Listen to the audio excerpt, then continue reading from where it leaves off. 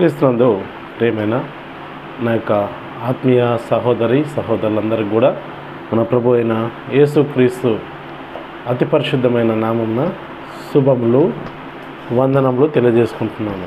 అలాగే మనందరి ఆత్మలకు తండ్రి అయిన దేవాదేవునికి కృతజ్ఞతాస్తులు స్తోత్రాలు చెల్లించుకుంటున్నాను. ప్రియులారా, మరొక మారి యొక్క ప్రత్యేక సమయమున దేవుని కృపా సన్నిధానంలో కూడుకొని దేవుని స్తుతించడానికి మహిమపరచడానికి ఇచ్చిన ఇటు అవకాశాన్ని బట్టి దేవాదేవునికి కృతజ్ఞతాస్తులు స్తోత్రాలు చెల్లించుకుంటున్నాను. ప్రార్థన చేసుకుందాం పిల్లరా. ప్రార్థన చేసుకొని వాక్య భాగంలోనికి వెళ్దాం. ప్రార్థన. పరలోకమందున్న పరిశుద్ధుడు అయిన కన్న తండ్రి, మహోన్నతుడ, ప్రేమ నమ్మకం గల దేవ, నిఘనమైన ఉన్నతమైన చింపునామానికి కృతజ్ఞతాస్తులు స్తోత్రాలు చెల్లించుకుంటున్నాం తండ్రి. గడిచిన కాలం అంతా కూడా నీ కృపని కాపుదల దయచేసి మమ్మల్ని అందరినీ కూడా నీ సజీవ రెక్కల కింద కాచి కాపాడి మరొక మారు నీ కృపా సన్నిధానంలో కూడుకొని నిన్ను స్తుతించడానికి ఇంతవరకు మాకు ఇచ్చిన అవకాశాన్ని బట్టి నీకు కృతజ్ఞతలు తండ్రి. ఇహ ముందు కూడా తండ్రి ఏదైతే వాక్యం ద్వారా నేను మయపరచాలనుకుంటా కదా తండ్రి, ఎలాంటి ఆటంకాలు కానీ ఇరుకులు ఇబ్బందులు కానీ లేకుండా తండ్రి నీ కృప నీ ఆత్మ సహాయం ద్వారా ఆది నుంచి అంతం వరకు కూడా నీ కృపలో ముందుకు నడిపించమని వేడుకుంటూ ముందున్న సమయాన్ని అంతటిని కూడా నీకే అప్పగించుకుంటూ నీ ప్రియకుమారుడు మా రక్షకుడైన యేసుక్రీస్తు పరిశుద్ధ నామమున ఈ యొక్క ప్రార్థన అడుగుతున్నాను తండ్రి. ఆమేన్. ప్రియులారా, మరి ఈ యొక్క దినాన మరి ఒక ప్రత్యేకమైన అంశాన్ని మనము తెలుసుకుందాం పిల్లరా. ఈరోజు ఇది ఉపద్ఘాతం మాత్రమే, ఎందుకంటే దీని గురించి చాలా ఉంది. మనము కొద్ది మట్టుకు తెలుసుకుందాం. ఏంటి ఈరోజు మనం తెలుసుకునే అంశము అంటే సాతాను యొక్క తంత్రములు అనే యొక్క అంశాన్ని మనం ఈరోజు తెలుసుకుందాం పిల్లరా. ఎందుకు ఈ యొక్క సాతాను యొక్క తంత్రముల గురించి తెలుసుకోవాల్సిన అవసరత ఏమై ఉంది అని మనకు ఆలోచన రావచ్చు పిల్లరా. ఇది చాలా ప్రాముఖ్యము. కొద్ది విషయాలు మాత్రమే నేను ఈరోజు మీతో మాట్లాడాలనుకుంటున్నాను. ఏంటి అంటే సంఘాల్లో సాతాను అనేక తంత్రాలు, అంటే వాడు సంఘాన్ని చెరపాలని అనేక ఆలోచనలు కలిగి ఉండగా మరి మొదటి శతాబ్దంలోనే పౌలు గారు సాతాను తంత్రములు మనం ఎరిగిన వారమై ఉండాలి అని తెలియజేస్తూ ఉన్నాడు సంఘానికి. ఎందుకంటే మనలో అనేకమైన కలహములు, మరి ఏంది సహోదరుల పట్ల కల్మషాలు, మరి సహోదరుల పట్ల జగడలు పెడతా ఉంటాడు సంఘంలో.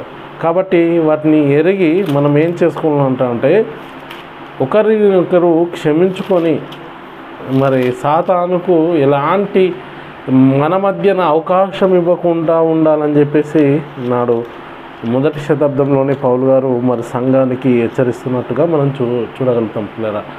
అయితే పిల్లరా, ఒక్కసారి మనము వాక్య భాగంలోనికి వెళ్తే వాక్యంలో చెప్పబడిన మాట ఏంటంటే 2 కొరింథీయులకు రాసిన పత్రిక 2వ అధ్యాయము 11వ వచనాన్ని మనం చదువుకున్నట్లయితే, నేనేమైనాను క్షమించి ఉంటే సాతాను మనల్ని మోసపరచకుండానట్లు మీ నిమిత్తము క్రీస్తు సముఖమునందు క్షమించి ఉన్నాను. సాతాను తంత్రములు మనము ఎరగని వారము కాము అని చెప్పేసి అంటా ఉన్నాడు. సాతాను యొక్క తంత్రములు మనం ఎరగని వారము కాము. కాబట్టి సాతాను తంత్రములు ఎరిగిన వారు ఏమి చేయాలి? సాతాను తంత్రములు ఎరగని వారం కాము అనే ఒక అంశాన్ని, ఒక టైటిల్ని మనం తీసుకొని ఇక్కడ చెప్తున్నామే తప్ప సాతాను తంత్రములు ఎరగని వారము కాము అని చెప్పి పౌలు గారు దానికి ముందు ఒక మాట చెప్పాడు పిల్లరా. ఆ మాట ఏంటి అంటే, ఆ మాట మనం చదువుకున్నట్టయితే ఇక్కడ నేనేమైనాను క్షమించి ఉంటే సాతాను మనల్ని మోసపరచకుంటున్నట్లు మనము ఒకరిని క్షమించామంటే సాతాను మనల్ని మోసపరచుకుంటూ ఉంటుంది అనే అర్థాన్ని ఇస్తుంది. ఎందుకు అంటే మనము సహోదరుల పట్ల కల్మషం కలిగి ఉన్నా కానీ, సహోదరుల పట్ల కోపం కలిగి ఉన్నా, సహోదరుల పట్ల ఎలాంటి మనకు విభేదాలు వచ్చినా కానీ ఆ విభేదాలు అనేటివి మనం ఏం చేయాలి? ఒకరినొకరు ఖండించుకోవాలి, బుద్ధి చెప్పుకోవడానికి, మరి సమాధానపరచుకోవడానికి కదా వాక్యం ఉంది. కాబట్టి ఇక్కడ వాక్యం అనేది సమాధానంకే ఉంది కానీ అల్లరికి కాదు. ఆత్మ సమాధానానికి కర్త పరిశుద్ధాత్ముడు, కానీ అల్లరికి కర్త కాదు. అంటే వాక్యం అనేది సమాధానపరిచేది కానీ అల్లరికి దారి తీయదు. కాబట్టి వాక్యము ద్వారా మనం ఎలా ఉండాలంటే పిల్లరా, సమాధానపరచబడి ఉండాలి. అదే పౌలు గారు చెప్తా ఉన్నాడు, ఏమంటున్నాడు, నేనేమైనా క్షమించి ఉంటే సాతాను మనలను మోసపరచకుండాన్నట్లు మీ నిమిత్తం క్రీస్తు సముఖం నందు క్షమించి ఉన్నాను.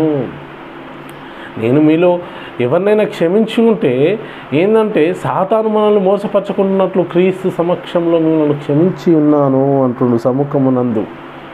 చూడండి పిల్లరా, ఎంత చక్కగా మరి పౌలు గారు చెప్తా ఉన్నాడు అంటే చూడండి, ఏదైనా క్షమించి ఉంటే క్రీస్తు సముఖమునందు మరి సాతాను మనల్ని మోసపరచకుండా ఉండునట్లు మరి ఇలా క్షమిస్తూ ఉన్నాడు. అంటే పిల్లలు చూడండి, మనము క్షమాహృదయం కలిగి ఉండాలి, సమాధానంతో ఉండాలి, సాత్వికంతో ఉండాలి అని అర్థం ఇస్తున్నట్టుగా నాకు అర్థమవుతుంది.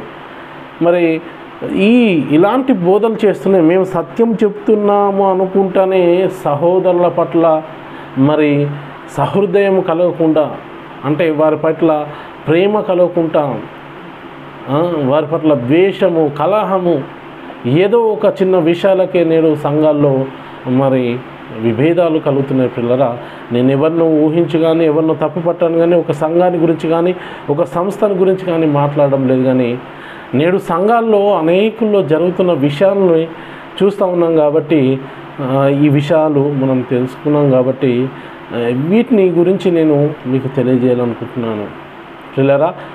కాబట్టి మరి సహోదరుల పట్ల ప్రేమ లేని వారుగా నేడు వెళ్తూ ఉన్నారు. నేనే సత్యాన్ని చెప్తున్నాను, నా ద్వారా సత్యము లోకానికి వెళ్తున్ననే వారు కూడా ఇలానే ప్రవర్తిస్తూ ఉన్నారు. ఏదో మనము ఒక ఛానల్ ముందటికో లేకుంటే ఒక మీటింగ్లోనికో వెళ్ళినప్పుడే మనము ప్రేమగా మనము ఏం చేస్తున్నామంటే ప్రవర్తిస్తున్నాము. కానీ మళ్ళీ తిరిగి వెళ్ళిన తర్వాత బోధకులు అనబడేవారే ఆ ప్రేమ వారిలో ఉండడం లేదు. అలాంటి ప్రేమ ఉండడం లేదు. మనమేమైనా ఆస్తులు అంతస్తులు కాదు అడిగేది, వాక్యమే కదా. వాక్యానికి ప్రేమ కలిగి ఉండలేని పరిస్థితి నేడు సంఘంలో ఉంది పిల్లరా.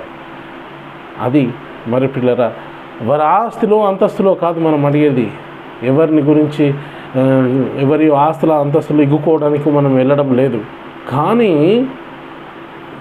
వారు చెప్పే వాక్యం ద్వారా ఆత్మలు రక్షింపబడుతున్నాయి అని అనుకుంటే మరి సాతాను యొక్క తంత్రంలో అక్కడ పనిచేస్తూ ఉన్నాయి. మరి ప్రేమ హృదయం కలిగి లేని వారుగా ఉన్నారు పిల్లరా. ఎందుకు? వారి యొక్క హృదయం కఠినపరచబడినట్టుగా నేడు సంఘాల్లో చూస్తూ ఉన్నాము. అంటే సాతాను యొక్క తంత్రములు మరి ఇక్కడ పనిచేస్తున్నాయా ఏంటి మరి విశేషము? ఎందుకు ఇలా చేస్తూ ఉన్నారో అర్థం కావడం లేదు. ఏం చేస్తూ ఉన్నారు మరి అంటే ఒకరి పైన ఒకరికి క్షమాహృదయం కలిగినట్టుగా లేరు, క్షమించేవారుగా ఉండటం లేదు. సాతాను మనల్ని మోసపరచకుండా ఉండునట్లు, నేనేమైనా క్షమించి ఉంటే సాతాను మనల్ని మోసపరచకుండా ఉండునట్లు క్రీస్తు సముఖమునందు మిమ్మల్ని అందరినీ క్షమించి ఉన్నాను. సాతాను యొక్క తంత్రములు మనం ఎరగని వారం కాము. ఎందుకంటే సాతానుడు ఎలాగైనా సంఘంలో ప్రవేశించి వాని కార్యములు నెరవేర్చుకోవాలని చూస్తూ ఉంటాడు. ఏం చేయాలనుకుంటాడు? ఎలాగైనా సంఘాన్ని చేర్పాలనుకుంటాడు. అదే పిల్లరా, మనము దగ్గర వారిగా ఉన్నాము, మనకు దగ్గరగా ఉన్నారు, మన కార్యంలో చేస్తున్నాము అనుకున్నారు, మనకు చాలా మంచిగా చెప్తున్నారు అనుకునే వాళ్ళే మరి వాళ్ళే విభేదాలు పుట్టించేవారుగా ఉండొచ్చు. ఒకసారి ఆలోచించండి పిల్లరా, పేతురు ఏం చెప్పిండు? పేతురు ఒక్కసారి ఆలోచించండి. యేసుక్రీస్తు అడుగుతూ ఉన్నాడు, నన్ను గురించి మరి ఏమనుకుంటా ఉన్నారు ప్రజలు, ఏమనుకుంటున్నారు జనులు అంటే? ఒకరు బాప్తిసం ఇచ్చే యోహాను అనుకుంటున్నారు, ఒకరు ప్రవక్త అనుకుంటున్నారు, కొందరు ఇంకా నువ్వు మరియ కుమారుడు అనుకుంటున్నారు అని ఇలా చెప్తున్నారు. సరే పోనీ మీరేమనుకుంటున్నారు అని చెప్పేసి అడగగానే సీమోను పేతురు ఏమన్నా అంటే, నీవు సజీవుడమైన దేవుడు కుమారుడైన క్రీస్తువు అని చెప్పేసారు. సజీవుడమైన దేవుని కుమారుడైన క్రీస్తువు అని చెప్పగానే యేసుక్రీస్తు ఏమన్నాడు? సీమోను బర్యోనా, నీవు ధన్యుడు, పరలోకమందు నా తండ్రి బయలుపరిస్తేనే కానీ నీకు నరులు బయలుపరచలేదు ఈ మాట, కాబట్టి నీకు ఈ పరలోక తాళపు చెవులు నీకు ఇస్తున్నాను అని చెప్పేసి అన్నాడు పిల్లరా. దీన్ని ముంగట ఏ పాతలము గేట్లు కూడా ఆపాయి అని చెప్పేసి అనే మాట లెక్క మరి అప్పుడు పేతురును యేసుక్రీస్తు మెచ్చుకున్నట్టుగా కనిపిస్తూ ఉన్నది. ఆయన దేవుని కుమారుడు అని చెప్పేశారు కదా, దేవుని కుమారుడు అని చెప్పేశారు కదా.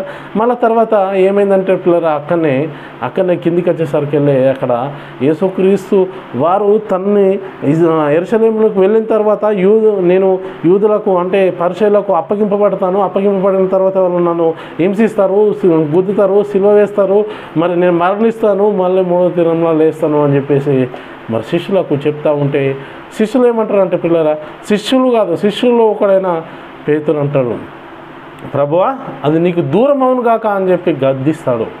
ప్రభువా అది నీకు దూరం అవును గాక అని గద్దిస్తూ ఉంటే మరి అక్కడ ఏం జరుగుతుంది? ఒకసారి మత్తయి సువార్త 16వ అధ్యాయము పిల్లరా, 16వ అధ్యాయంలో మనం చూసుకున్నట్టయితే 21వ వచనం నుంచి చదువుకుంటే పిల్లలు అక్కడ చెప్పబడుతున్నమాట. అప్పటి నుండి తాను యెరూషలేమునకు వెళ్ళి పెద్దల చేతను, ప్రధాన యాజకుల చేతను, శాస్త్రుల చేతను మళ్ళీ అనేక హింసలు పొంది చంపబడి 3వ దినంలో లేచుట అగత్యమని యేసు తన శిష్యులకు తెలియజేయ మొదలుపెట్టగా పేతురు ఆయన చేయి పట్టుకొని, ప్రభువా అది నీకు దూరం అవునుగాక, అది నీకెన్నడూ కలగదని ఆయన గద్దింపసాగాను. అలా చెప్పగానే, అబ్బా పేతురు నువ్వు చాలా చక్కగా చెప్పావు, నాకు దూరం అవునుగాక అని చెప్పేసి అంటున్నావు, నన్ను గద్దిస్తున్నావు అని చెప్పేసి మరి యేసుక్రీస్తు ప్రభు పేతురును మెచ్చుకున్నాడా? ఏం చేశాడు? పేతురును మెచ్చుకున్నాడు అంటారా? నాకు చాలా చక్కగా చెప్తున్నావు అని చెప్పేసి అంటే మెచ్చుకోలేదు. ఏం చేశాడు అంటే అక్కడ చూసుకున్నట్టయితే 22వ వచనం, పేతురు ఆయన చేయి పట్టుకొని, ప్రభువా అది నీకు దూరం అవునుగాక అని నీకెన్నడూ కదలదని ఆయనను గద్దింపసాగాను. అయితే 23వ వచనం, అయితే ఆయన పేతురు వైపు తిరిగి, సాతానా నా వెనుకకు పొమ్ము, నీవు నాకు అభ్యంతరకరమై ఉన్నావు, నీవు మనుషుల సంగతులని తలంచుచున్నావు కానీ దేవుని సంగతులను తలంపకయున్నావు అని పేతురుతో చెప్పెను. నువ్వు నాకు అభ్యంతరకరంగా ఉన్నావు, ఏంది నువ్వు మనుషుల సంగతులను తలంచుతున్నవే కానీ దేవుని సంగతులను తలంపకున్నావు అని చెప్పేసి అంటూ ఉన్నాడు. యేసుక్రీస్తు ఈ లోకానికి ఎందుకు వచ్చాడంటే పిల్లరా, ఈ లోకంలో ఉన్న ప్రతి ఒక్కరిని కూడా నశించుతున్న ఆత్మల్ని రక్షించడానికి ఈ లోకానికి వచ్చాడు. అది దేనివల్ల సాధ్యమవుతుంది అంటే ఆయన ఆ సిల్వ యాగంలో, ఆ సిల్వలో మరణించడం వలన ఇదంతా కూడా మనకు జరుగుతుందని చెప్పేసి తెలుస్తుంది పిల్లరా. కాబట్టి ఆ శిలువ మరణం పొందడం వల్లనే మనకు రక్షణ. దేవుడు తన సొంత కుమారుని లోకరక్షకుడుగా ఉండటానికి పంపించాడు పిల్లరా. ఆయన లోక రక్షణ, ఈ లోకాన్ని జయించి ఈ లోకాన్ని రక్షణలోనికి, నిత్య జీవంలోనికి తీసుకొచ్చే మార్గాన్ని యేసుక్రీస్తు వారు సిద్ధపరుస్తూ ఉంటే ఆ మార్గాన్ని మరి చేయకుండా ఆపాలనుకున్నాడు సాతాను. ఎవరి ద్వారా అంటే అదే పేతురు ద్వారా పిల్లలు. ఎంత గొప్ప కార్యాన్ని, దేవుని చిత్తాన్ని నెరవేర్చడానికి దిగో నేను వచ్చి ఉన్నానని చెప్పేసి యేసుక్రీస్తు అంటూ ఉంటాడు. తన తండ్రి పనిని తుదముట్టించుటే నాకు ఆహారం అని చెప్పి యేసుక్రీస్తు అంటాడు. అలాంటి అప్పుడు పేతురులో సాతానుడు ప్రవేశించి మరి ప్రభు అది నీకెన్నడూ జరగకుండా అని గద్దింపసాగాడు. అప్పుడు యేసుక్రీస్తు వారు మెచ్చుకున్నాడంటే మెచ్చుకోలేదు, గద్దించాడు. ఎవరిని గద్దించారు? పేతురు వైపు తిరిగి సాతాను గద్దించాడు. సాతానా నువ్వు నా వెనక్కి పొమ్ము అని చెప్పేసి అన్నాడు. కానీ పేతురుని విడిచిపెట్టేశాడా? పేతురుని అప్పుడే విడిచిపెట్టేశాడా? దేవుని పనిలో నాకు అభ్యంతరకరంగా పేతురు వస్తున్నాడని చెప్పి పేతురులో ఉన్న సాతాను గద్దించాడా? ఇప్పుడు మన ఎదుట ఉన్నవారిలో ఎవరైనా కానీ వారు ఒకవేళ సాతాను క్రియలే చేస్తూ ఉన్నారనుకోండి, వాక్యం ద్వారా ఖండించాలా ప్రియులరా? వాక్యం ద్వారా ఖండించిన తర్వాత ఖండించినప్పటికి కూడా లోపడిన వారి గురించి మనం విడిచిపెట్టాలి. కానీ మన ఎలాంటి ఖండింపులు లేవు, ఏమీ లేవు. కానీ ఏంటి, ఎదుటి సహోదరులను మరి వారిపైన భేదం చూపించటము, మన మనసులో భేదం పెట్టుకొని ఇతరులని అది చేస్తూ ఉన్నాము. మన మనసులోనే భేదాలు పెట్టుకొని ఇతరులను దూషిస్తూ ఉన్నాము. చూడండి పిల్లరా, ఎదుటి వారు ఫోన్ చేస్తే లేపకపోవడం కానీ, ఇంకేంది వారి యొక్క వాట్సాప్లు బ్లాక్ చేయడము, వారి ఫేస్బుక్లు బ్లాక్ చేయడము, ఇలా జరుగుతున్నాయి సంఘంలో. ఇలా జరుగుతున్నాయి. ఇది కరెక్ట్ అంటారా? ఇది సరైన మార్గం అంటారా? ఇదేనా? మరి సత్యము అనేది ఇది సత్యం చెప్తున్నా.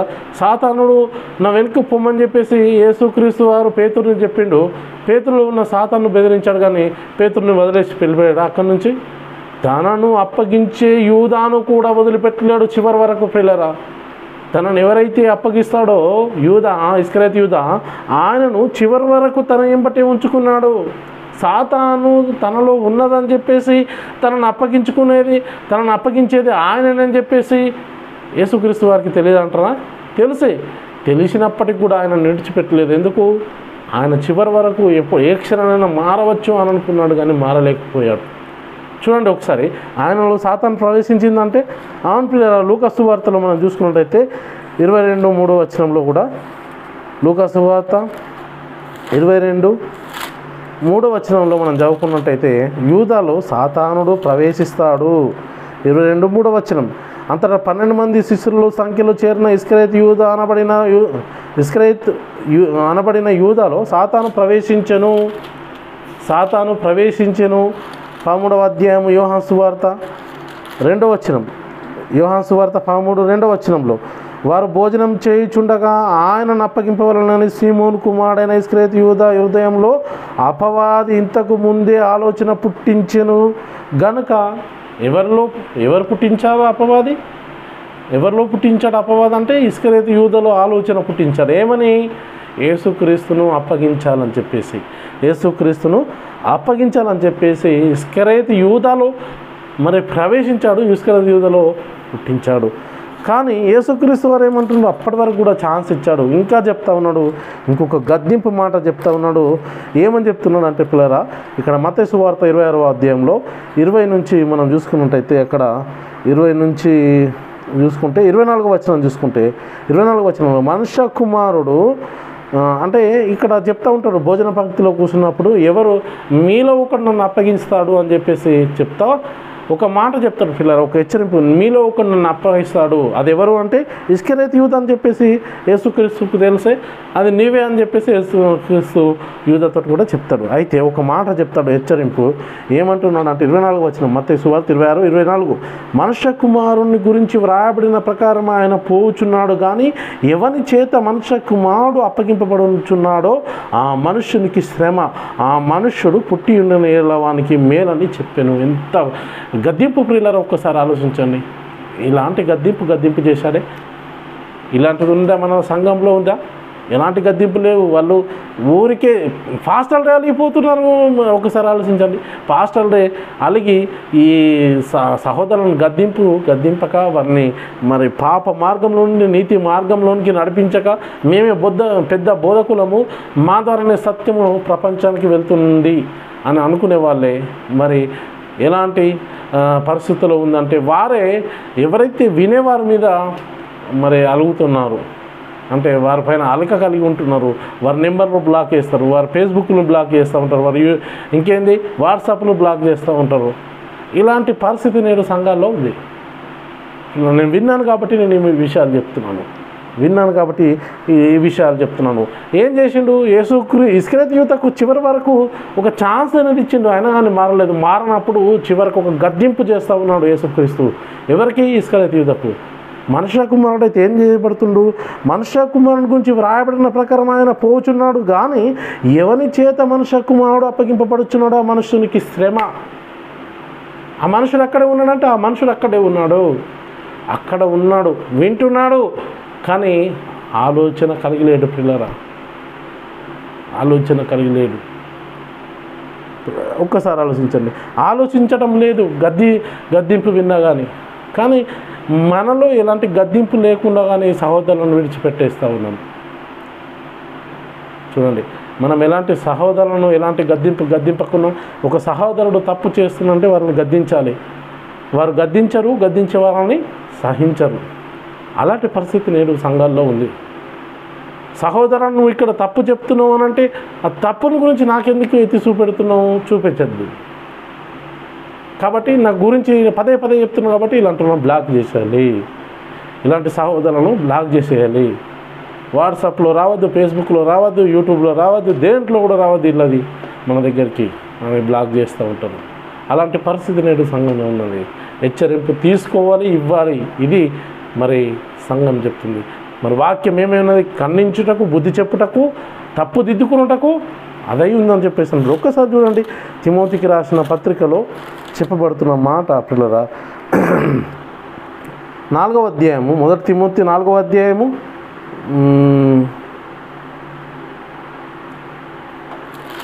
క్షమించండి 2 తిమోతి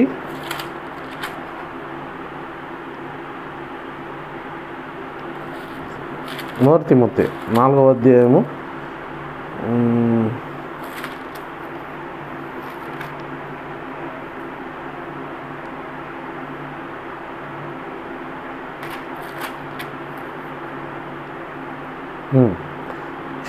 2 తిమోతి 3వ అధ్యాయంలో 16వ వచనం, దైవజనుడు సన్నద్ధుడై ప్రతి సత్కార్యం పూర్ణంగా సిద్ధపడి ఉండునట్లు దైవావేశం వలన కలిగిన ప్రతి లేఖనమును ఉపదేశించుటకు, ఖండించుటకు, తప్పుదిద్దుటకు, నీతి యందు శిక్ష చేయుటకును ప్రయోజనకరమై ఉన్నది. అంటే వాక్యము ఏమైందంటట్లేరా? వాక్యం ఏమైంది? ఒక్కసారి ఆలోచించండి. ఏమంటుంది ఇక్కడ? కలిగిన దైవావేశం వలన దైవజనుడు సన్నద్ధుడై ప్రతి సత్కార్యమునకు పూర్ణంగా సిద్ధపడి ఉండునట్లు దైవావేశం వలన కలిగిన ప్రతి లేఖనమును ఏమైంది? ఉపదేశించుటకును, ఖండించుటకును, తప్పు దిద్దుటకును, నీతి యందు శిక్ష చేయుటకును ప్రయోజనకరమై ఉన్నది. నీతి యందు శిక్షించుటకు, శిక్ష చేయడానికి ప్రయోజనకరమైన ఉన్నది. అలా చెప్తూనే వీళ్ళు ఇంకొకరిని ఖండించరు, ఖండించే వారిని ఖండింపనీయరు. ఏం చేస్తూ ఉన్నారు? మరి ఏం చేస్తూ ఉన్నారు అంటే వారి ఆలోచన ప్రకారము వాళ్ళు నడుస్తూ ఉన్నారు పిల్లలు. కాబట్టి ఒక్కసారి ఆలోచన, మనము ఎవరినో తప్పు పట్టాలని కాదు, కానీ నేడు సంఘాల్లో జరుగుతున్న ఇలాంటి ఆలోచనలు సరైనయా కాదా అని మీకు ముందుకు తీసుకురావాలని చెప్పేసి ఒక ఆలోచనతోటి ఇది చెప్తున్నా పిల్లరా. ఏమంటుండు? ప్రతి దినం ఒకరినొకడు బుద్ధి చెప్పుకునుడి, ఎలానగా మొదటి నుండి మనస్సు దృఢ విశ్వాసము అంతం మట్టుకు గట్టిగా చేపట్టిన యెడల క్రీస్తులో పాలువారమైందుము అని చెప్పేసి అంటుండు. ఒకరినొకడు బుద్ధి చెప్పుకునుడి అని చెప్పేసి అంటుండు. సమయం సమీపించకపోతే ఒకరికొకరు బుద్ధి చెప్పుకోవాలనే విషయాలు ఇలా ఉంది. అంటే సాతాను మరి అక్కడ సాతానుని క్రియలు చేసిన వారిని కూడా మరి యేసుక్రీస్తు వారు జీవించిన సమయంలో మరి అంతం వరకు కూడా ఆయన సహిస్తూ వారిని క్షమిస్తూ వచ్చిండు. ఒక్క మాట ఇక్కడ మనం ఏంటంటే వాక్యంలో ఉన్నప్పటికీ కూడా సహోదరుల మధ్య విభేదాలు కలిగి, వాక్యాన్ని గురించే విభేదాలు కలిగి ఒకరినొకరు విడిపోతూ ఉన్నారు. ఒకే వాక్యంలో వెళ్ళినప్పటికీ కూడా అక్కడ ఒకరు తప్పు చెప్తున్నారు, అది సరి చేసుకోమంటే సరి చేసుకోలేని రీతిలో ఉండి మరి తప్పు దిద్దుకునక సహోదరుల్ని మరి బ్లాక్ చేస్తూ ఉన్నారు. ఇది నేడు సంఘంలో జరుగుతున్నది పిల్లరా. మరి యేసుక్రీస్తు చివరి వరకు యూదాను కూడా క్షమించాడు. మరి పౌలు గారు కూడా ఏమంటుండు? స్వాతంత్రంలో ఎరిగిన వారం కాబట్టి మనం ఒకరికొకరు క్షమించుకొని క్షమాహృదయం కలిగి ఉండాలి. మరి సాతాను మనల్ని మోసపరచకుండా ఉన్నట్లు మనం అందరినీ క్షమిస్తూ ఉండాలి క్రీస్తు సమక్షంలో. అంటే వీరేం చెప్తా ఉన్నారంటే వీరు కొన్ని వచనాలు తీసుకుంటున్నారు. కొన్ని వచనాలు తీసుకుంటూ ఏం చేస్తారంటే ఇక్కడ చూసుకుంటే అపొస్తలుల కార్యంలో ఒక మాట ఉంది పిల్లరా. అపొస్తలుల కార్యము 13వ అధ్యాయము 46వ వచనంలో 13వ అధ్యాయము 46వ వచనంలో ఒక మాట ఉంది పిల్లరా. అక్కడ అప్పుడు పౌలు బర్నబయు ధైర్యంగా ఇట్లా అన్నది, దేవుని వాక్యం మొదట మీకు చెప్పుట ఆవశ్యకమే, అయినను మీరు దాన్ని త్రోసివేసి మిమ్మల్ని మీరే నిత్య జీవానికి అపాత్రులుగా ఎంచుకుంటుంది అని చెప్పేసి అని ఉంటుంది. మేము మీ దగ్గరికి వచ్చాము, వాక్యం చెప్పాము, వాక్యం చెప్తే మీరు ఆ వాక్యాన్ని త్రోసివేసి మిమ్మల్ని మీరే నిత్య జీవానికి అపాత్రులుగా చేసుకున్నారు, కాబట్టి మనం ఇక్కడ నుంచి వెళ్ళిపోదాం అని అంటూ ఉంటారు. ఇంకొక వచనం ఏంటంటే అపొస్తలుల కార్యము 18వ అధ్యాయంలో చూసుకుంటే 5-6 వచనాల్లో కూడా ఉంది. సీలయు తిమోతియును మాసిదోనియ నుండి వచ్చినప్పుడు పౌలు వాక్యము బోధించుటయందు అతురత గలవాడై యేసయ్య క్రీస్తు అని యూదులకు దృఢముగా సాక్ష్యం ఇచ్చుచున్నాను. ఎవరికి? యూదులకు. అక్కడ 13వ అధ్యాయంలో కూడా యూదులకే చెప్తున్నాడు. అక్కడ కూడా ఆ యూదులకు చెప్తున్న సందర్భంలో ఇవి జరుగుతున్న సమస్యలు. అయితే యూదులకు జరుగుతుండగా వారు ఏం చేసిందంటే దృఢంగా సాక్ష్యం ఇచ్చినప్పుడు 6వ వచనంలో వారు ఎదురాడి దూషించినప్పుడు అతడు తన వస్త్రములు దులుపుకొని మీ నాశనముకు మీరే ఉత్తరవాదులు, నేను నిర్దోషిని, ఇక మీదట అన్యజనుల యుద్ధకు వెళ్దును. అంటే ఎవరు మరి ఇక్కడ పౌలును, సీలను, తిమోతిని దూషించిన వారు అంటే ఎవరు అంటే యూదులు ఏం చేశారంటే వీళ్ళు మేము వాక్యం చెప్తుండగా వాళ్ళు వాక్యం చెప్తే అడ్డుకున్నారే కానీ వాడిని అంటే వాళ్ళు అడ్డుకొని వాళ్ళని త్రోసివేసిండ్రు. కానీ ఇక్కడ సంఘాల్లో అడ్డుకోవడం లేదు, త్రోసివేయడం లేదు. ఈ వాక్యాన్ని వారికి అనుకూలంగా మార్చుకొని ఇలా ఉంది కదా, పౌలు ఇలా చేసింది కదా, మేము కూడా ఇలా చేసుకుంటూ వెళ్ళిపోతాం. వాక్యం చెప్తున్నాం, ఎక్కడ చెప్తున్నాం? యూట్యూబ్లో చెప్తున్నాం, ఫేస్బుక్లో చెప్తున్నాం. వింటే వినండి, సత్తే చావండి అనే పరిస్థితి నేడు సంఘంలో వచ్చింది. ఇంటే వినండి, లేకుంటే లేదు. ఎక్కడ చెప్తాం? మేము యూట్యూబ్లో, ఫేస్బుక్లో లైవ్లో చెప్తాం, అదే వినండి, మేము రాము, మేము చెప్పము. ఇది నేడు సంఘంలో వచ్చిన పరిస్థితులు. అది చెప్పడం మాత్రం చెప్తాం, మేము ఎక్కడికైనా వస్తామని, కానీ రాలేము. అది వచ్చిన వారిని కలవము, ఎవరన్నా వచ్చినా వారిని కలవము. కానీ చెప్తాం, మేము ఇదే చెప్తాము, వినండి అంతే. సంఘంగా కూడుకోవడము అవసరం లేదు, కేవలము యూట్యూబ్లో, ఫేస్బుక్లో చెప్తే సరిపోతుంది అనే ఆలోచనలు నేడు సంఘాల్లో కలిగి ఉన్నారు పిల్లలు. కానీ పౌలు గారు అదే ఇజ్రాయేల్ ప్రజల గురించి ఎంతో వాపోతున్నారు తెలుసండి. ఎంత వాపోతున్నారంటే, సహోదరులా, ఇజ్రాయేల్ రక్షణ పొందవాలని నా హృదయాభిలాష అని చెప్పేసి అంటూ ఉంటాడు. వారి గురించి ఏమంటా ఉన్నాడంటే, రోమిలకు రాసిన పత్రికలో 10వ అధ్యాయము 10వ అధ్యాయంలో 1వ వచనం, సహోదరులారా, ఇజ్రాయేలు రక్షణ పొందవలనని నా హృదయాభిలాషయు వారి విషయమై నేను దేవునికి చేయు ప్రార్థన అయి ఉన్నది. వారు రక్షణ పొందాలన్న హృదయాభిలాష వారి గురించి నేను దేవునికి చేయు ప్రార్థన అయి ఉన్నది అని చెప్పేసి అంటుండు. ఇంకా 11వ అధ్యాయం 13-14 వచనం చూడండి పిల్లరా.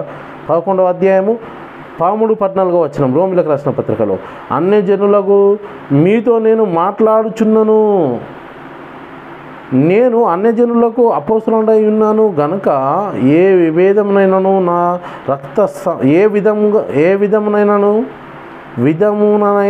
నా రక్త సంబంధులకు రోషం పుట్టించి వారిలో కొందరినైనా రక్షింపవాలని నా పరిచర్య ఘనపరచుచున్నాను అని చెప్పేసి, వారిలో కొందరినైనా రక్షించాలని నా పరిచర్యను ఘనపరచుచున్నాను అని చెప్పేసి అంటున్నాడు పౌలు గారు.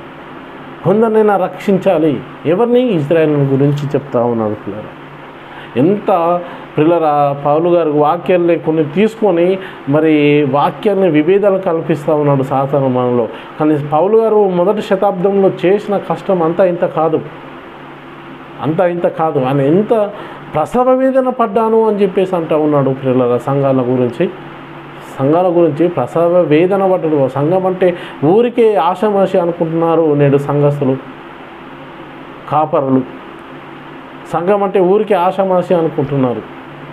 సంఘం గురించి ఎంత తాపత్రయపడ్డాడు పౌలు గారు మొదటి శతాబ్దంలో అంటే మామూలు తాపత్రయం కాదు. ఎన్నో ప్రసవ వేదన పడ్డాను, మరలి పడాల్సి వస్తుంది అని అంటే, ప్రసవ వేదన గురించి తెలియాలంటే తల్లి తన బిడ్డను కన్నప్పుడు తనకు కలిగిన వేదన అనేది ఏంటి అనేది తెలుసుకోవాల్సిన అవసరం ఉంది.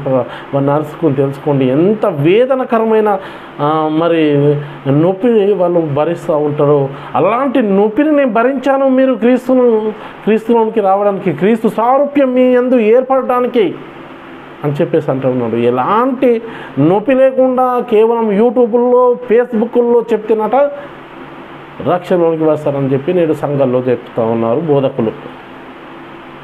నేను వ్యతిరేకిస్తలేను, ఇకనైనా మారండి పిల్లరా, ఇకనైనా మారండి. సత్యము చెప్తున్నాం అనుకుంటూనే మరి వాక్య విరుద్ధంగా ఉన్నామేమో అని చెప్పేసి నేను ఈ విషయాన్ని మీకు తెలియజేస్తూ ఉన్నాను. సత్యం చెప్తున్నాము అనుకుంటూ వాక్య విరుద్ధంగా ఉన్నామేమో ఒక్కసారన్నా ఆలోచన చేయండి. వాక్యానుసారంగా జీవించడానికి ప్రయత్నం చేద్దాము అని చెప్పేసి చెప్తా ఉన్నాను. ఒకసారి చూడండి, గలతీలకు రాసిన పత్రిక 1వ అధ్యాయము 6వ వచనం పిల్లరా. గలతీలకు రాసిన పత్రిక 1వ అధ్యాయం 6వ వచనం, క్రీస్తు కృపను బట్టి మిమ్మల్ని పిలిచిన వారిని విడిచి భిన్నమైన సువార్త తట్టుకు మీరు ఇంత త్వరగా తిరిగిపోవడం చూడక నాకు ఆశ్చర్యం కలుగుతున్నది అని చెప్పేసి అంటున్నాను. క్రీస్తు కృపను బట్టి మిమ్మల్ని పిలిచిన వారిని విడిచి భిన్నమైన సువార్త తట్టుకు తిరగగా మీరు ఇంత త్వరగా తిరిగిపోవట చూడగా నాకు ఆశ్చర్యం కలుగుతున్నది. అది మరొక సువార్త కాదు, కానీ క్రీస్తు సువార్తను చెరపగోరు వారు మీలో కొందరు ఉన్నారు అని చెప్పేసి అంటున్నాడు. ఆశ్చర్యపడుతూ ఉన్నాడు. ఎవరు? పౌలు గారు గలతీల గురించి. ఆయన మొదట అక్కడికి వెళ్ళడండి పిల్లరా సువార్త ప్రకటించి మళ్ళీ వేరే తట్టుకు వెళ్ళి తిరిగి వచ్చేసరికి సంఘాన్ని మొత్తము భిన్నమైన సువార్త తట్టుకు దింపేశారు. పిల్లరా సువార్త తట్టుకు దింపేస్తే ఏమంటున్నాడు పౌలు గారు? 4వ అధ్యాయం 19వ వచనం, గలతీ 4:19 ఏమంటున్నాడు అంటే, పిల్లరా నా పిల్లలారా, క్రీస్తు స్వారూప్యం మీ అందు ఏర్పడి వరకు మీ విషయమై మరలా నాకు ప్రసవ వేదన కలుగుచున్నది. మరలా ఒకసారి ఆల్రెడీ ప్రసవ వేదన పడ్డాడు పిల్లరా. పడి మళ్ళీ ప్రసవ వేదన కలిగించుకునే అవసరత వచ్చిందంటారు పిల్లరా. ప్రసవ వేదన అంటే ఎన్ని హింసలు పడ్డాడంటే పిల్లరా పౌలు గారు మామూలు హింసలు పడలేదు. ఆయనను ఎన్నో విధాలుగా హింసించారు. వాక్యము ప్రకటిస్తూ ఉంటే ఆయనను కొట్టడం జరిగింది. ఎన్నో హింసించడం జరిగింది.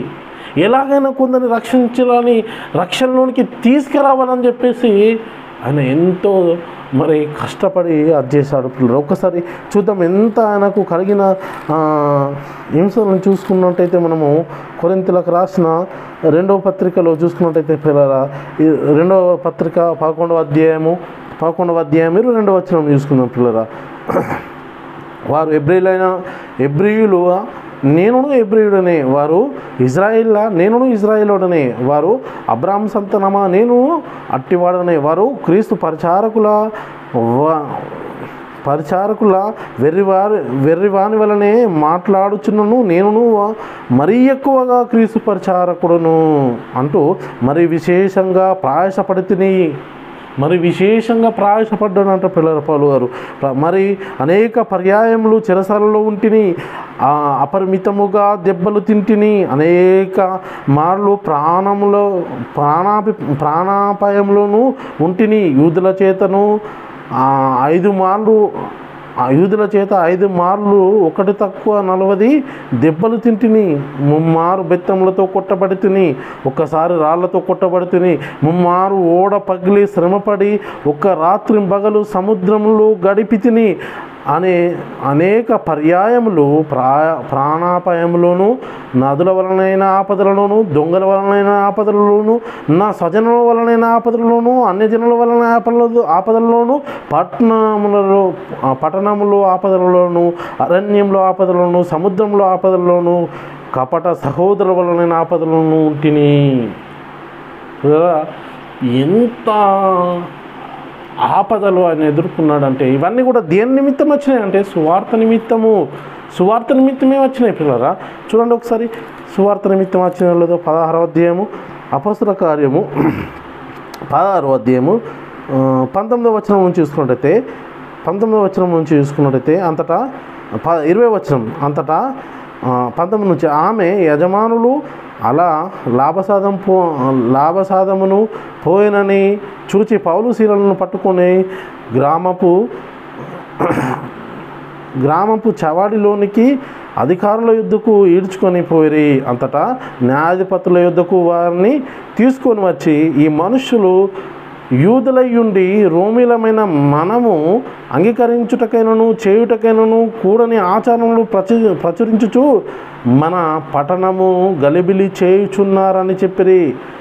అప్పుడు జన సమూహము వారి మీద దుమ్మికొని వచ్చని, న్యాయాధిపతులు వారి వస్త్రములు లాగివేసి వారిని బెత్తములతో కొట్టవలనని ఏం చేశారు? ఆజ్ఞాపించిరి.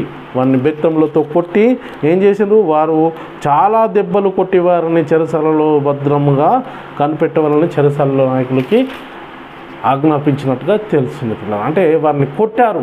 ఎక్కడ ఎందు నిమిత్తం కొట్టారు? వారు సువార్త ప్రకటిస్తున్నారు. మనము ఆచరింపని, మన సంబంధం లేనివి వీరు మనకు ప్రకటిస్తున్నారు.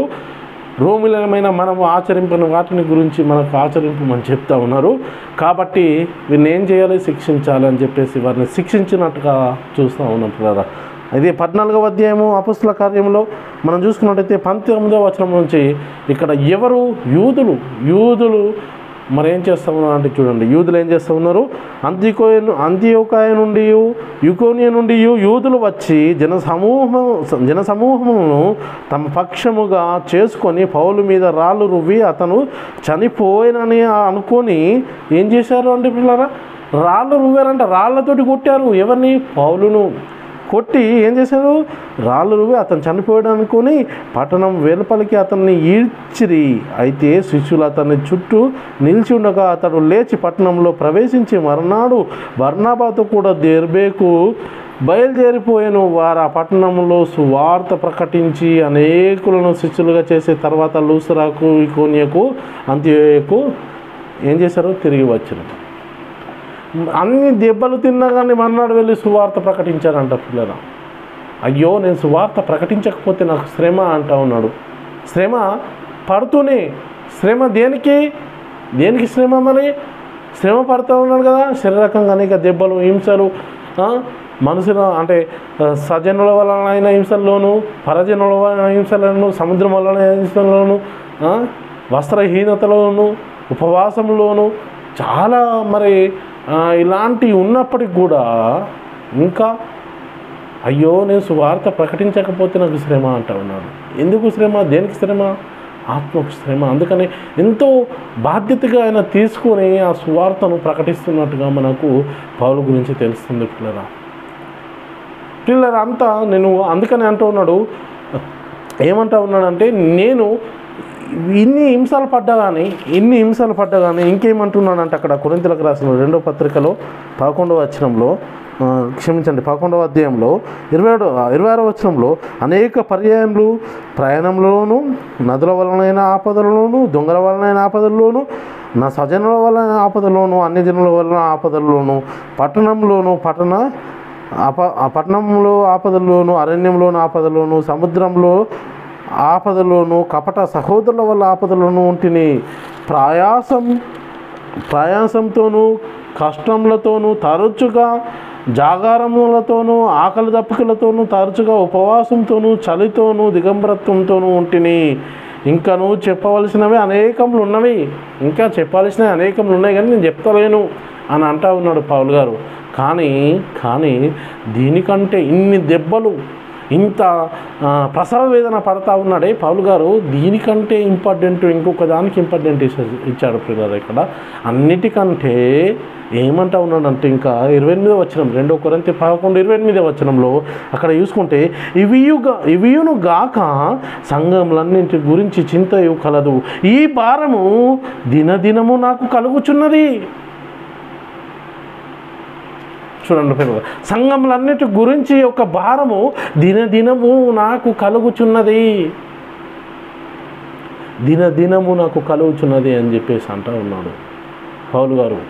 ఇన్ని హింసలు పడుతూ ఉన్నాడే, దిగంబరత్వము, సముద్రం వల్ల వచ్చిన ఆపదలను, నదుల వల్ల వచ్చిన ఆపదలను, స్వజనుల వల్ల వచ్చిన ఆపదలను, పరజనుల వల్ల వచ్చిన ఆపదలను, అన్యజనుల వల్ల వచ్చిన ఆపదలను, ఇంకేంది కష్టములతోనూ, తరచుగా జాగారంతోనూ, ఆకలి దప్పికలతోనూ, తరచుగా ఉపవాసంతోనూ ఉంటూ ఇవన్నీ చేస్తూ ఉన్నాడు. ఇవన్నీ కాదు, ఇవన్నీ ఒక లెక్క, ఇవన్నీ ఒకటి పక్కకు పెట్టేయి.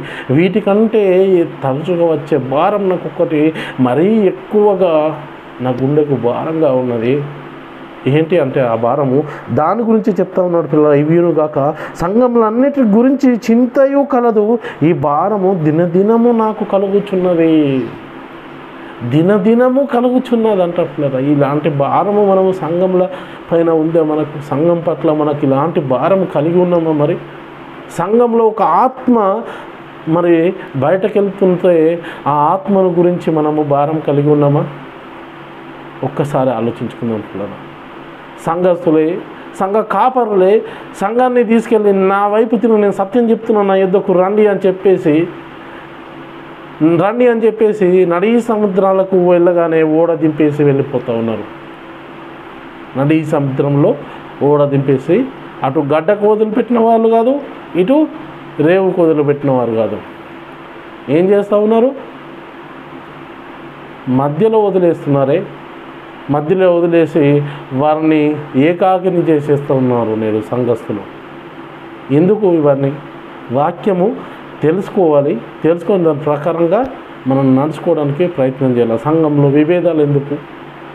సంఘస్థులు అందరూ కలిసి ఉండాలి, సహోదరుల ఐక్యత కలిగి ఉండాలి, ఎంతో మనోహరము, ఎంతో మేలు అని చెప్పి ఉప్పొంగుకుంటూ కేవలము ఫేస్బుక్లో, కేవలము యూట్యూబ్లో, కేవలము లైవ్లో చెప్పడం కాదు. సహోదరులు కలిసి మన ఎదుట ఉన్నప్పుడు, ఆత్మీయులు కలిసి ఉన్నప్పుడు ఆ ప్రేమను చూపించడం అనేది ఎంత గొప్ప కార్యం. దానివల్ల కదా సహోదరుడు ఇంకొక సహోదరుని మార్చగలుగుతాడు, ఇంకొకరిని ఆదరించిందని చెప్పేసి వారి నుండి ఏదో ఈ లోక సంబంధమైన శరీర సంబంధమైన ఆస్తులు అంతస్తులు ఆశించడం లేదు. ప్రేమ, ఏం ప్రేమ? అది వాక్యానుసరమైన ప్రేమనే కదా ఆశించేది సహోదరులు. దానికే ఏదో వారి మనసులో ఏదో కపటం పెట్టుకొని, వారి మనసులో ఏదో భేదములు పెట్టుకొని సహోదరులను విభేదించుకుంటూ వారి నెంబర్లు బ్లాక్ చేయడం, వాట్సాప్లు బ్లాక్ చేయడము, ఫేస్బుక్లు బ్లాక్ చేయడము, ఇది జరుగుతూ ఉన్నది సంఘాల్లో. ఇది క్షేమకరమా సంఘానికి? ఇది క్షేమకరమా? సంఘములన్నిటి గురించి భారం కలిగిందంట. మరి సత్యం చెప్తున్న వారు ఎలా ఉన్నారో సంఘాన్ని గురించి భారం ఉందా? కేవలం యూట్యూబ్లో, ఫేస్బుక్లో చెప్తే చూడండి, చూసి వినండి. విని ఎక్కడికి వెళ్ళాలి? ఎక్కడికి వెళ్ళాలా చెప్పండి? విని ఎక్కడికి వెళ్తారు? కలవడానికి వీల్లేదు, ఫోన్ చేయడానికి వీల్లేదు, మాట్లాడడానికి వీల్లేదు, తప్పు చేసిన వారిని శిక్షించడానికి వీల్లేదు. ఇది నేడు సంఘంలో నడుస్తున్న పరిస్థితి పిల్లరా. కాబట్టి ఒక్కసారి ఆలోచించండి, మనం చేసేది సరైందేనా, వాక్యానుసారంగా ఉందా లేదా అనేది ఆలోచించండి. ఏం చేస్తూ ఉన్నాడు పౌలు గారు? ఏమంటూ ఉన్నాడు? 4వ అధ్యాయం 19 గలతీయులకు రాసిన పత్రికలో 4:19, నా పిల్లలారా, క్రీస్తు స్వరూపమందు ఏర్పడి వరకు మీ విషయమై మరలా నాకు ప్రసవ వేదన కలుగుచున్నది. ఒక్కసారే కలిగింది లేదు నీకు ప్రసవ వేదన, మరలా ఇక్కడ నుంచి కలుగుతుంది. ఇక్కడ పౌలు గారు ఏమంటున్నారంటే మరలా కలుగుతుందంట ఇక్కడ ఆయనకు. మన నేడు సంఘస్థులకు అలాంటి ప్రసవ వేదన కలుగుతున్నదా? ప్రసవ వేదన కలగాలంట పిల్లరా. ప్రసవ వేదన అనేది లేదు, ప్రసవ వేదన ఎక్కడి నుంచి వస్తుంది? సంఘమును గురించిన భారము దినదినము పెరుగుతూ ఉన్నదంట పౌలు గారికి. మరి నేను సత్యం చెప్తున్నాను, నా అంత సత్యవంతులు ఎవరు లేరు లోకంలో అని చెప్తా ఉన్న వాళ్ళకి ఈ భారము, సంఘమును గురించి దిగులు, సంఘం పట్ల బాధ్యత ఉందా? నడి సముద్రంలో వెళ్ళి వదిలేస్తారా? నడి సముద్రంలో వదిలేస్తారు. ఏది ఆదరణ? ఏది? సంఘానికి పెద్ద దుఃఖం అనే వాళ్ళే ఇలా చేస్తే ఇక చిన్నవాళ్ళు కూడా అలాగే నేర్చుకుంటూ ఉంటారు. నేర్చుకొని వాళ్ళు కూడా ఇంతే చేస్తారు. వాళ్ళు కూడా ఇది కంటిన్యూ అవుతూ ఉంటుంది. ఎందుకంటే మనము ఏ దారిలో వెళ్తే మనల్ని వెంబడించే వాళ్ళు కూడా అదే దారిలో వెళ్తారు కదా. కాబట్టి ఆలోచించండి. నేను విమర్శించడం లేదు, తప్పు పట్టడం లేదు, కానీ ఇది సరైనది కాదు. సాతానుడు మనలో ప్రవేశించి ఏం చేస్తున్నాడంటే సంఘాన్ని విభేదిస్తూ ఉన్నాడు. కాబట్టి ఆలోచించండి. సంఘాలను భేదాలు కల్పిస్తున్నాడు, కల్మషము, ఒకరి పట్ల భేదములు, కల్మషాలు పుట్టిస్తూ ఉన్నాడు. సాతానుడు ఏం చేసాడు? పేతుర్నే వాడుకున్నాడు. మన పక్కన ఉన్న మనం ఎవరైతే మంచిగా ఉన్నాడో అనుకున్నామో వారిని వాడుకొని వారి సంఘాన్ని విభేదించే ఆలోచనలు ఉంటారు. చూడండి, వాళ్ళు ఏం చేస్తారంటే ఇక్కడ చెప్పకుండానే ఒక విషయం చెప్పిందని చెప్పేసి సంఘంలో ఇంకొకరికి చెప్పి సంఘంలో విభేదాలు కలిగించి సత్యాన్ని చేర్పాలని చెప్పేసి చూస్తారు. ఎందుకంటే సాతానుడు ఏం చేస్తూ ఉన్నాడంటే గర్జించే సింహం వల్ల ఎవరిని మింగుదమా అని చెప్పేసి వెతుకుతూ తిరుగుతున్నాడు. ఇక్కడ సంఘంలో. కాబట్టి ఇప్పుడు ఒకరు మనకు పిలిచారంటే వెళ్ళాలి, కంపల్సరీ వెళ్ళాలి. ఏదో యూట్యూబ్లో ఫేస్బుక్లో చెప్తే వ్యక్తులు మారరు. అక్కడ ఏమంటారు? నేను వచ్చి ప్రకటించిన నెల మీకు పాపం లేకపోను. ఇప్పుడైతే పాపమునకు మిష లేదు అంటూ ఉన్నారు. ఎవరు? యేసుక్రీస్తు. యోహాను సువార్త 15వ అధ్యాయంలో చెప్తూ ఉంటాడు 22వ వచనంలో. అంటే నేను వచ్చి ప్రకటించిన వచ్చి అక్కడ మనము ఏం చేయాలంటే అది ఒక అండర్లైన్ చేసుకోండి. వచ్చి ప్రకటించాను అని చెప్పేసి అంటున్నాడు. వచ్చి ప్రకటించని ఎడల మీకు పాపం లేకపోను, ఇకపైన మీ పాపం నాకు మిసలేదు అని చెప్తా ఉన్నాడు. పౌలు గారు వెళ్ళి ప్రకటించారా? అపొస్తలుల కార్యం 13:46 యూదులకు ఏమంటున్నాడు అక్కడ? వాక్యము మొదట మీ వద్దకు వచ్చుట అంటూ ఉంటాడు అక్కడ. 13వ అధ్యాయము 46వ వచనంలో చూసుకున్నట్టయితే అక్కడ ఏమంటుండు? అప్పుడు పౌలును బర్నబా ధైర్యంగా ఇట్లనిరి, దేవుని వాక్యం మొదట మీకు చెప్పుట ఆవశ్యకమే, ఆయన మీరు దాన్ని త్రోసివేసి మిమ్మల్ని మీరే నిత్య జీవనకు అపాత్రులుగా ఎంచుకొని వచ్చారు కనుక ఇదిగో మేము అన్య జనుల యొద్దకు వెళ్ళుచున్నాము, ఇక్కడ నుంచి ఇక్కడ ప్రకటించాము, మీరు వింటలేరు, ఇక్కడ నుంచి వెళ్ళుచున్నాము, మిమ్మల్ని మీరు నిత్య జీవనకు అపాత్రులుగా చేసుకున్నారు, వచ్చి ప్రకటించారు. యూట్యూబ్లో ఫేస్బుక్లో చెప్పడం వల్ల మనుషులు మారరు, ప్రేమలు రావు. అది పిల్లలు. కాబట్టి ఆలోచన చేయండి. ఎవరిని తప్పు పట్టాలని ఎవరిపైన కోపంతో మరి ఒక సంఘం పట్ల కానీ ఒక సంస్థ పట్ల కానీ మేము ప్రకటించడం లేదు. కానీ సాతాను యొక్క తంత్రంలో మనం ఎరిగిన వారమై ఉండాలి. సాతానుడు ఏం చేస్తాడంటే అందుకనే పౌలు గారు ఏమంటుండు? సాతాను తంత్రములు ఎరిగిన వారమై ఉండి, సాతాను తంత్రములు 2 కొరింథీయులకు రాసిన పత్రిక 2వ అధ్యాయం 11వ వచనంలో చూసుకున్నట్టయితే, నేనేమైనా క్షమించి ఉంటే సాతాను మనల్ని మోసపరచుకుంటున్నట్లు, నేను ఎవరినైనా క్షమించి ఉంటే సాతాను మనల్ని మోసపరచుకుంటున్నట్లు మీ నిమిత్తం క్రీస్తు సముఖమునందు క్షమించి ఉన్నాను, మీ నిమిత్తము క్రీస్తు సముఖమునందు క్షమించాను, సాతాను తంత్రంలో మనము ఎరగని వారము కాము అని చెప్తా ఉన్నాడు. సాతాను యొక్క తంత్రంలో మనం ఎరగని వారం కాము, మీ నిమిత్తం క్రీస్తు సమక్షంలో నేను క్షమించి ఉన్నాను అని చెప్పేసి అంటూ ఉన్నాడు. ఎందుకు అంటే అపవాది ఏ విధంగా సంఘంలో దూరి సంఘం ఎక్కడైతే సత్యం ప్రకటింపబడుతుందో అక్కడ అపవాది ఏం చేస్తాడు? నిబ్బరమైన బుద్ధి గలవారై మెలకువగా ఉండుడి, మీ విరోధి అయిన అపవాది గర్జించే సింహం వల్ల ఎవరిని మింగుదుమా అని చెప్పేసి వెతుకుతూ తిరుగుచున్నాడట. వెతుకుతూ ఎవరిని వెతుకుతాడు వాడు? సాతానుడు అపవాది ఎవరిని వెతుకుతాడు అంటే ఎవరైతే సత్యాన్ని ప్రకటిస్తారో వారిని వెతుకుతాడు, వారిని మింగివేయాలని చూస్తారు, వారిలో కలహం పుట్టిస్తారు, వారిలో విభేదాలు పుట్టిస్తారు, వారిలో కదా మరి విభజించే వారిని వేరు చేసేస్తారు, వాక్యాన్ని ముందుకు నడిపించకుండా సహోదరుల ఐక్యత కలిగి ఉండకుండా చేస్తూ ఉంటాడు. కాబట్టి వినండి, వాక్యాన్ని విని వాక్యానుసారంగా నడుచుకోవడానికి ప్రయత్నం చేద్దాం. ఏమంటున్నాడు యూదా రాసిన పత్రిక 1వ అధ్యాయము 22-23వ వచనంలో అక్కడ చెప్పబడిన మాట ఏంటంటే, సందేహపడే వారి మీద కనికరం చూపుడి, అగ్నిలోంటి లాగినట్లు కొందరిని రక్షించుడి, శరీర సంబంధమైన వారి అపవిత్రమైన ప్రవర్తనను ఏమాత్రం నొప్పుకొనక దాన్ని అసహించుకొనొచ్చు భయంతో కొందరిని కరుణించుడి అని చెప్తున్నారు. ఇన్ని వాక్యాలు చెప్తూ ఉంటానే వారిని కరుణించక వారిపైన సందేహం చూపిస్తూ అపవిత్రమైన వారి మాటలను విడిచిపెట్టంటారు. ఎలాంటి అపవిత్రమైన మాటలు లేవు అక్కడ, లేకుండా కానీ కొందరి పట్ల అధ్యయనం చేస్తున్నారు. ఉన్నప్పటికీ కూడా ఏం చేయమంటుంటే ఇక్కడ వాక్యం ఏం చెప్తుందంటే, అపవిత్రమైన వారి మాటలని అపవిత్ర ప్రవర్తనను ఏమాత్రము నొప్పుకొనక దాన్ని అసహించుకొనొచ్చు భయంతో కొందరిని కరుణించుడి.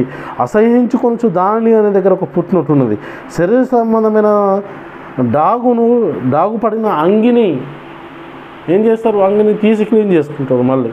అలాగే వారిని కూడా అగ్నిలోంచి లాగినట్టు కొందరిని లాగాలని చెప్పేసి అంటుండ్రు. యాకోబు రాసిన పత్రిక 5వ అధ్యాయము 20వ వచనం పిల్లల 19-20 వచనం, నా సహోదరులారా, ఎవడైనాను సత్యము నుండి తొలగిపోయినప్పుడు మరి ఎక్కడు అతన్ని సత్యమునకు మళ్లించినలా, ఎవడైనా సత్యము నుండి మళ్ళీపోయిన వాడిని మరి ఒక్కడు అతన్ని సత్యమునకు మళ్లించినలా పాపిని వాని తప్పు మార్గం నుండి మళ్లించువాడు మరణం నుండి ఒక ఆత్మను రక్షించి అనేక పాపములను కప్పివేనని తాను తెలుసుకొనవలెను.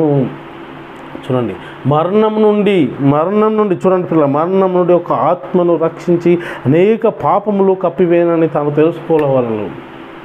మరణం నుండి ఒక పాపిని, ఒక ఆత్మను రక్షించిన వాడవుతాడు. కాబట్టి ఇవన్నీ చెబుతాము కానీ మనం చెయ్యము అనే పరిస్థితులు నేడు సంఘాలు ఉన్నాయి. మేము చెప్తాము కానీ మేము చెయ్యము అనేవారు ఉన్నారు. కాబట్టి నేను మిమ్మల్ని తప్పు పట్టడం లేదు, ఎవరిని తప్పు పట్టడం లేదు, కానీ చెప్తున్న మనము బోధకులమైన మనము మరీ కఠిన శిక్ష పొందుతాము అని చెప్పబడుతుంది. ఎందుకు? మనం చెప్పేవారంగానే ఆచరించేవారుగా లేమనుకో, అట్లా కూడా బాధనే కదా. అబద్ధ బోధలు చేసినా తప్పే, చెప్పేవారుగా ఉండి మనము చేయకుంటే కూడా ఏమవుతుంది? మరీ కఠిన శిక్ష పొందుతాము అని చెప్పేసి తెలుసుకోవాల్సిన అవసరత ఎంతకైంది పిల్లలు. ఎవరినో తప్పు పట్టాలనో, ఎవరినో ఇబ్బంది పెట్టాలనో, ఒక సంఘాన్ని గురించి కానీ ఒక సంస్థను గురించి కాదు, కానీ నేడు సంఘాల్లో జరుగుతున్న పరిస్థితులు ఇలా ఉన్నాయి కాబట్టి ఈ అంశాన్ని మీ ముందుకు తీసుకురావాలని క్రీస్తు ప్రేమ మమ్మల్ని బలవంతం చేయడం వలన ఈ అంశాన్ని మీ ముందుకు తీసుకురావడం జరిగింది. కాబట్టి పిల్లలు విన్న మీరు ఇకనైనా మనలో ఇలాంటి కలహాలు కానీ, విభేదాలు కానీ, కల్మషాలు కానీ, సహోదరుల పట్ల ఐక్యత లేని తత్వం కానీ మనలో ఉండుంటే ఇకనైనా వాటిని మానుకొని క్రీస్తు ప్రేమలో మనం అందరం కొనసాగడానికి ప్రయత్నం చేస్తూ ముందుకు సాగాలని మిమ్మల్ని అందరినీ కూడా క్రీస్తు ప్రేమను బట్టి బ్రతిమాలనుకుంటున్నాం. చెప్పబడిన ప్రతి ఒక్క మాట కూడా ప్రతి ఒక్క హృదయంలో నీరుగట్టి ఫలించుగాక. ఆమేన్. అందరికీ వందనాలు.